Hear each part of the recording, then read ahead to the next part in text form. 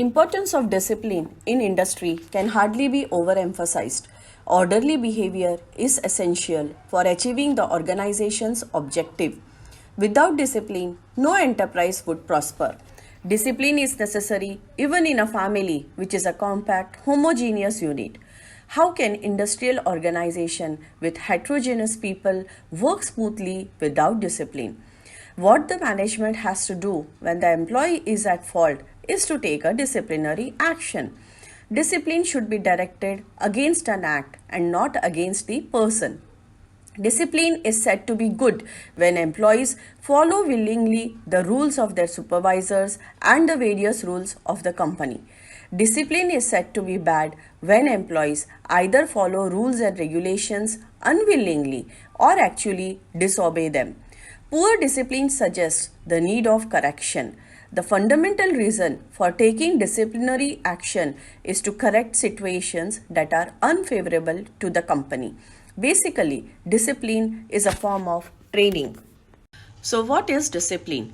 According to Nirmal Singh, discipline is employee self-control which prompts him to willingly cooperate with the organizational standards, rules and objectives. Now, following are the causes of indiscipline.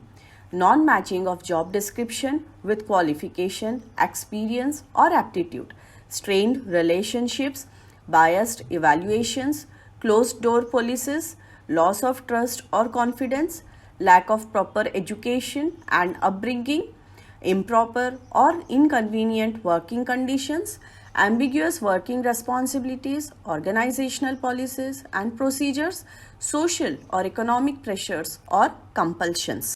The main objectives of discipline are to motivate an employee to comply with the company's performance standards, to maintain respect and trust between the supervisor and employee, to improve the performance of the employee, to increase the morale and working efficiency of the employees, and also to foster industrial peace, which is the very foundation of industrial democracy. There are two aspects of discipline. One is positive discipline and the other is negative discipline. First, we will see what is positive discipline. Now, this is also called as self-imposed discipline. It involves creation of an atmosphere in the organization through rewards, appreciation, incentive, payment, promotion, constructive support, etc. to motivate employees to work willingly to accomplish the set goals. In essence, positive discipline emphasizes the concept of self-discipline or self-control. Thus, it reduces the need for personal supervision to make employees conform to organizational rules, regulations, procedures, and standards. According to William R. Sprichel, positive discipline does not replace reason but applies reason to the achievement of a common objective. Positive discipline does not restrict the individual but enables him to have a greater freedom in that he enjoys a greater degree of self-expression in striving to achieve the group objective which he identifies as his own. Evidences suggest that self-disciplined person tends to be a better worker than one who is not self-disciplined, and when developed from within leads to building up morale and esprit de corps, that is the desideratum of the time to run organizations successfully.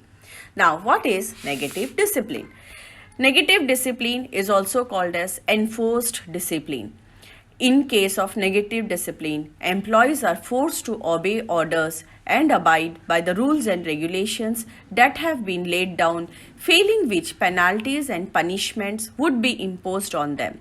Thus, the objective of using punitive or coercive discipline is to ensure that employees do not violate rules and regulations which are formed by the organizations. In other words, the purpose of negative discipline is to scare other employees and to ensure that they do not indulge in undesirable behavior. It is worth mentioning here that negative discipline cannot eliminate the undesirable behavior of the employees, but it can merely suppress it.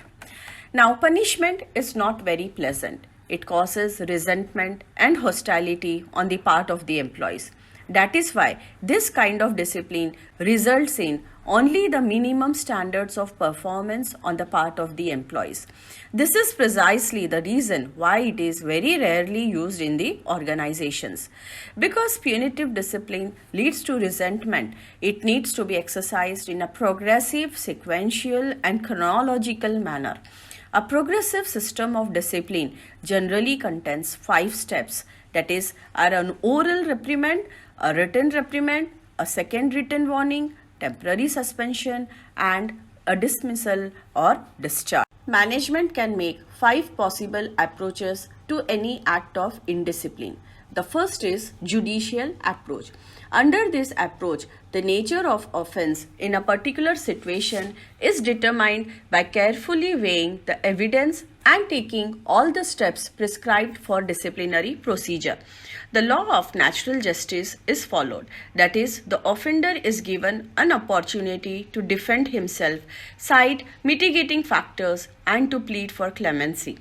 This is a fair process, but it is very time consuming and leads to delay. In India, we are more accustomed to this approach than to any other. This approach is best exemplified by domestic inquiry. The second is human relations approach. Under this approach, the offender is treated as a human being. If he has violated the rules, the human relations approach would ask the question, why did he violate the rule? For example, sleeping during the night shift might be due to the fatigue caused by factors over which the man has no control. Example, some illness in the family. In such a case, an attempt should be made to help the worker to get over such a personal difficulty, or to change the shift of the duty, or to shift him to a job which can conveniently handled, rather than take an extreme view and punish him severely. The third is human resources approach. Under this approach, every employee is looked upon as a resource to the employer, and that the human resource is the most important factor of production. The resource has to be trained, motivated, and brought up to the level of efficiency which is required by the organization. This approach would naturally attach a good deal of importance to discipline, being more a matter of self-control or self-discipline than a matter of external control. The fourth is group discipline approach. If the organization has well-established norms of conduct, it should try to involve group of employees in the process of discipline. If the management succeeds in making the group accept the organization's norm as their norms by virtue of such involvement, then the main function of discipline will be delegated function than a management task. The group as a whole can control an individual worker who is its member much more effectively than the management can through penalties. The last is leadership approach. Every manager has to develop a leadership quality, as he has to guide, control, train, develop, and lead a group of men and act as a leader, whatever may be his position in the organizational hierarchy. He can administer discipline among the men whose work is to direct supervision much more than even the top management can. He has a day-to-day relationship with his man, and the worker listens to him. Again, this would listen to him all the more if he has his own behavior as disciplined. Management can make 5 possible approaches to any act of indiscipline. The first is judicial approach. Under this approach, the nature of offense in a particular situation is determined by carefully weighing the evidence and taking all the steps prescribed for disciplinary procedure. The law of natural justice is followed. That is, the offender is given an opportunity to defend himself, cite mitigating factors, and to plead for clemency. This is a fair process, but it is very time consuming and leads to delay. In India, we are more accustomed to this approach than to any other. This approach is best exemplified by domestic inquiry. The second is human relations approach. Under this approach, the offender is treated as a human being. If he has violated the rules, The human relations approach would ask the question, why did he violate the rule? For example, sleeping during the night shift might be due to the fatigue caused by factors over which the man has no control. Example, some illness in the family. In such a case, an attempt should be made to help the worker to get over such a personal difficulty, or to change the shift of the duty, or to shift him to a job which can conveniently handled, rather than take an extreme view and punish him severely. The third is human resources approach.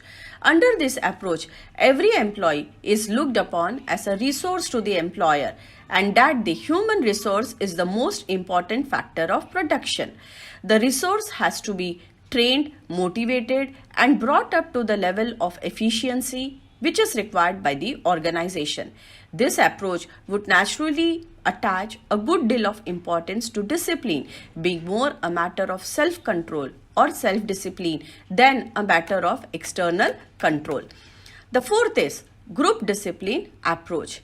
If the organization has well-established norms of conduct, it should try to involve group of employees in the process of discipline. If the management succeeds in making the group accept the organization's norm as their norms by virtue of such involvement, then the main function of discipline will be delegated function than a management task. The group as a whole can control an individual worker who is its member much more effectively than the management can through penalties. The last is leadership approach. Every manager has to develop a leadership quality, as he has to guide, control, train, develop, and lead a group of men and act as a leader, whatever may be his position in the organizational hierarchy.